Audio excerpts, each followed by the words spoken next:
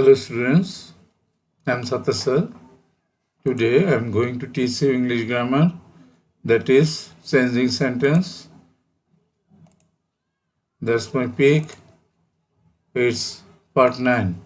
দেখো শিক্ষার্থীবৃন্দ, আজকে আমরা সকল বোর্ডের 2018 সালের চেঞ্জিং সেন্টেন্সটা নিয়ে এসেছি।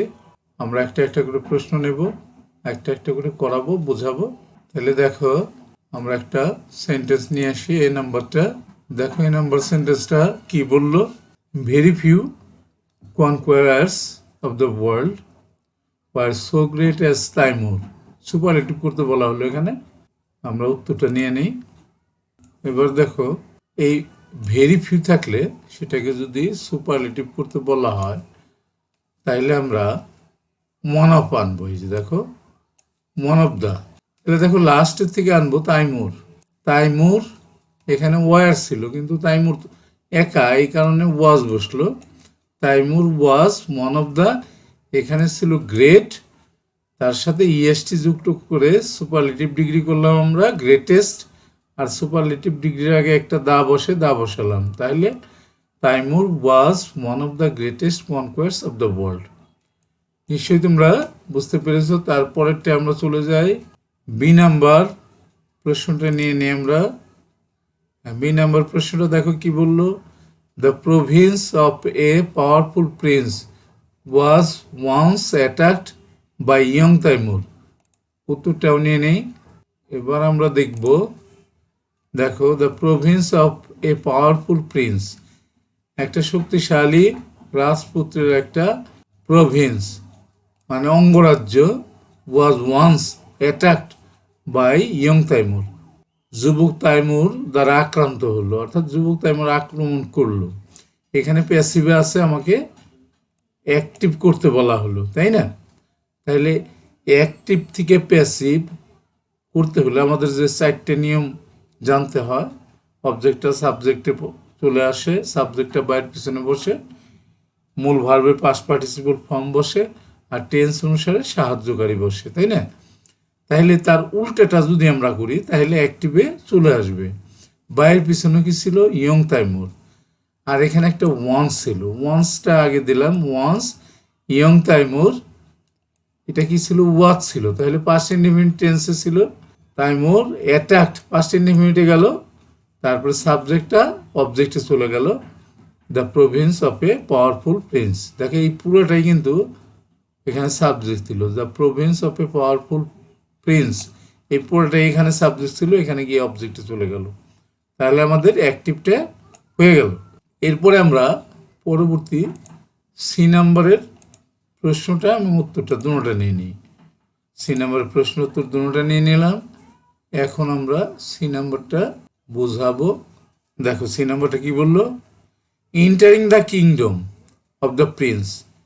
এই প্রিন্সের রাজ্যে ঢুকে হি ক্যাপচার্ড এ লার্জ ভিলেজ, সে একটা অনেক বড় গ্রাম দখল করে নিল। তাইলে এটাকে বলা হলো কম্পাউন্ড করার জন্য। এটা আমাকে বুঝতে হবে আগে যে আমার এটা আছে কোন সেন্টেন্সে। এখানে দেখো কোনো কনজাংশন নাই, অর্থাৎ এটা সিম্পল সেন্টেন্সে আছে, নিতে বলা হলো কম্পাউন্ডে। এখন কম্পাউন্ড করতে হলে আমাকে এন, বাট, অর এরকম কনজাংশন আনতে হবে, যেগুলা কম্পাউন্ড সেন্টেন্সের কনজাংশন, তাই না? তাহলে সাবজেক্টকে হি, তাইমুর, কিন্তু এখানে হি। হি প্রথমে আমরা এই পাশে দেখো পাস্ট ইনডিফিনিট আছে ক্যাপচার্ড, তাহলে দুই পাশে আমরা দুইটা পাস্ট ইনডিফিনিট সেন্টেন্স লিখবো। তাহলে হি এন্টার্ড দ্য কিংডম, সে রাজ্যে ঢুকলো, অফ দ্য প্রিন্স, রাজার, and captured a large village, এবং একটা বড় গ্রাম দখল করে নিল। এই এন্ড কনজাংশন দ্বারা যুক্ত করে কিন্তু আমরা এটাকে কম্পাউন্ড করে ফেললাম। নিশ্চয়ই তোমরা বুঝতে পেরেছ। আমরা পরের শিটে চলে যাব এখন। এই শিটে আমাদের এবিসি করালাম, পরের শিটে যাব আমরা এখন। দেখো, পরের শিটে চলে আসলাম। ডি নাম্বার প্রশ্নটা এখন নেব আমরা। ডি নাম্বার প্রশ্ন নিলাম, এর সাথে উত্তরটাও নিয়ে নিলাম। দেখো কি ছিল? The army killed Timur's all soldiers. Passive করতে বলা হলো।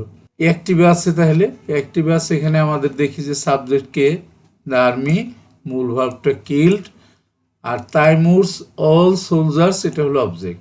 তাহলে সঙ্গত কারণে আমরা অবজেক্টটা প্রথমে সাবজেক্টে নিয়ে আসবো, তাইমুরস অল সোলজার্স। এরপরে দেখো দ্য আর্মিটা আমরা বাইরের পিছনে বসালাম। দুইটা কাজ কিন্তু আমাদের হয়ে গেল। মূল ভার্বের পাস্ট পার্টিসিপল এখানেও কিল্ড পাস্ট ফর্ম ছিল, এটাকে এখানে কিলটাও কিন্তু পাস্ট পার্টিসিপল ফর্ম। আর দেখো এটা পাস্ট ইনডিফিনিট থাকার কারণে এখানে আমরা ওয়াজ ওয়ার দুইটার একটা বসালাম। ওয়ার বসালাম কেন? Soldiers, Timur's all soldiers, plural number আছে এই কারণে আমরা এখানে ওয়ার বসালাম। তাহলে আমাদের এটা হয়ে গেল। এরপরে আমরা ই নাম্বারের প্রশ্ন এবং উত্তর দুটোটা নিয়ে নিই। এবার আমরা ই নাম্বারটা তোমাদেরকে দেখাবো। এখানে কি বল হলো দেখো, he disguised himself as a poor traveller to survive. বেঁচে থাকার জন্য সে কি করলো? দরিদ্র পর্যটকের বেশ ধারণ করলো, ছদ্মবেশ ধারণ করলো। হ্যাঁ, তাইলে দেখো এখানে কি করতে বললো আমাদেরকে? কমপ্লেক্স করতে বলা হলো। কমপ্লেক্স করতে হলে আমাদের কনজাংশন আনতে হবে। আমরা জানি যে সেন্টেন্সের মধ্যে যদি টু থাকে, সেই টুর পরে যদি ভাব থাকে, তাহলে সেই টুটা উঠিয়ে দিয়ে আমরা সো দ্যাট বসাবো। তারপরে আবার সাবজেক্টের আনবো, যদি প্রোনাউন থাকে প্রোনাউনটাই আনবো, আর যদি নাউন থাকে তাহলে নাউনটা প্রোনাউন করে আনবো। তারপরে এটা দেখবো যে আমরা কোন টেন্সে আছে। ডিসগুইজ পাস্ট ইনডিফিনিট টেন্স আছে, তাহলে আমরা একটা কুড অথবা মাইট বসাবো। আর প্রেজেন্ট ইনডিফিনিটে থাকলে কিন্তু আমরা এখানে কিন্তু ক্যান অথবা মে বসাতাম, তাই না? তাহলে দেখো পুরো অ্যান্সারটা কি হলো? He disguised himself as a poor traveller so that he could survive, যাতে করে সে বেঁচে থাকতে পারে। এরপরের সেন্টেন্সে আমরা চলে যাব। এখন যাবো আমরা ই নাম্বার সেন্টেন্সে। ই নাম্বারটা নিয়ে নিলাম, উত্তরটাও নিয়ে নিলাম। এখন আমরা ব্যাখ্যা দেব। দেখো এখানে প্রশ্নটা পড়ে দেখি আমরা কি বলছে। হি কেম টু এ হাউস, সে একটা বাড়িতে আসলো, and asked for something to eat, এবং কিছু খাবার চাইলো। হ্যাঁ, এটা সিম্পল করতে বলা হলো। এখন সিম্পল করতে বলা হলো, তাহলে আমাকে অবশ্যই বুঝতে হবে যে এটা কোন ধরনের সেন্টেন্সে আছে। দেখো অ্যান্ড কনজাংশন দ্বারা যুক্ত আছে, সেহেতু এটা কম্পাউন্ডে আছে। আমাকে করতে বলা হলো সিম্পল। তাইলে আমরা এই ধরনের সেন্টেন্সকে সিম্পল করতে হলে আমরা মূল ভার্বের প্রেজেন্ট ফর্মের সাথে প্রথমে আইএনজি যুক্ত করি। তাহলে কামিং টু হাউস, তারপর একটা কমা দিয়ে সাবজেক্টটা নিয়ে বাকিটুকু বসে আমরা। এখানে সাবজেক্টটা ছিল না, এই প্রথমের সাবজেক্টটা এখানে নিয়ে আমরা বাকিটুকু বসাই দিলাম। He asked for something to eat. হ্যাঁ, তাইলে খেয়াল করো, অ্যান্ড দ্বারা যুক্ত কম্পাউন্ড সেন্টেন্সের সিম্পল করতে হলে প্রথমে মূল ভার্বের সাথে প্রেজেন্ট ফর্মের সাথে আইএনজি যুক্ত করতে হয়, তারপরে সাবজেক্টটা পরে নিয়ে বাকি সেন্টেন্সটা লিখতে হয়। নিশ্চয়ই তোমরা বুঝতে পেরেছ। তাইলে এই শীটটাও কিন্তু আমাদের শেষ হয়ে গেল। পরের শীটে আমরা যাব। পরের শীটে চলে আসলাম আমরা। আরেকটা প্রশ্ন নিয়ে নিলাম, জি নাম্বার প্রশ্নটা, উত্তরটাও নিয়ে নিলাম। এবার আমরা ব্যাখ্যা দেব। There lived an old women in the house. Complex করার জন্য বলা হলো। দেখো, old women in the house, তাইলে আমরা কমপ্লেক্সের জন্য একটা কনজাংশন আনতে হবে। তাহলে ব্যক্তি যেহেতু, তাহলে হু কনজাংশনটা আনতে হলো আমাদের। There was an old women who lived in the house, যে নাকি ওই বাড়িতে বসবাস করতো। There lived an old women in the house, তাহলে there was an old women who lived in the house, তাহলে আমাদের এটা কমপ্লেক্স হয়ে গেল। হু কনজাংশন যুক্ত করে আমরা কমপ্লেক্স করে ফেললাম। আমরা এখন এইচ নাম্বারটা নিয়ে নিই, প্রশ্ন উত্তর দুটোটাই নিয়ে নিই আমরা। এরপরে এবার আমরা ব্যাখ্যা দেব। দেখো এখানে কি বলা হলো, the women became sympathetic to see Timur. Sympathetic মানে সে খুব হইল, দয়াশীল হইল। The women became sympathetic to see Timur, তাইমুরকে দেখে তার খুব দয়া হইল, সহমর্মিতা জাগলো। এটা কি করতে বলা হইল? ইন্টারোগেটিভ করতে বলা হলো। আর ইন্টারোগেটিভ করতে হলে আমরা প্রথমেই ওই সেন্টেন্সের ভার্বটা খুঁজে বের করি। এই যে বিকেম, এটা কোন ফর্মে আছে? পাস্ট ফর্মে আছে। পাস্ট ফর্মে থাকলে আমরা কি করি? ডিড নিয়ে আসি। নোট নাই, তাহলে একটা নোট নিয়ে আসি। তাহলে ডিডন্ট দ্য উইমেন, আর যে ভাবটা পাস্ট ফর্মে ছিল সেটাকে কিন্তু আমরা প্রেজেন্ট ফর্মে নিয়ে আসি। তাহলে didn't the women become sympathetic to see Timur, এই যে প্রশ্নবোধক চিহ্ন দিয়ে দিলাম। তাহলে এই শীটটাও কিন্তু আমাদের শেষ হয়ে গেল। এই শীট আমাদের 2টা সেন্টেন্সই ছিল। আমরা পরের শীটে চলে যাব। পরের শীটে চলে আসলাম আমরা। এখানে আমরা একটা প্রশ্ন এবং একটা উত্তর নিয়ে নিই, তারপরে এবার আমরা ব্যাখ্যা দেব। দেখো প্রশ্নটা কি ছিল? The food was very hot. এখানে কিন্তু এক্সক্লেমেটরি করতে বলা হলো। এখন এক্সক্লেমেটরি করতে বলা হলে আমরা খুঁজি সেন্টেন্সের মধ্যে যে এ আছে নাকি। এ যদি থাকতো তাহলে কিন্তু আমরা হোয়াট দিয়ে শুরু করতাম, আর এ না থাকলে আমরা হাউ দিয়ে শুরু করি। তারপরে একবারে শেষের থেকে নেই, ভেরি বা গ্রেট থাকলে সেটা উঠাই দিই।